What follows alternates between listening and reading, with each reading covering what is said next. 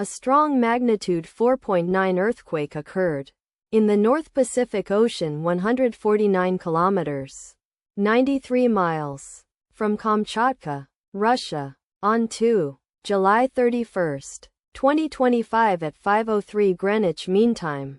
The depth of the quake could not be determined, but is assumed to be shallow. The quake was not felt, or at least not reported so. First to report, GFZ after 11 minutes. The earthquake occurred 5 hours after a magnitude 5.1 earthquake had hit on Thursday, July 31, 2025, at 11:06 a.m.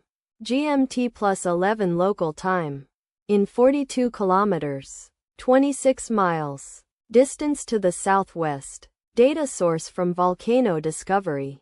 Did you feel it? Let us pray. May the earthquake that occurred not affect our brothers and sisters there. May the earthquake not happen again. And may God protect everyone. Amen.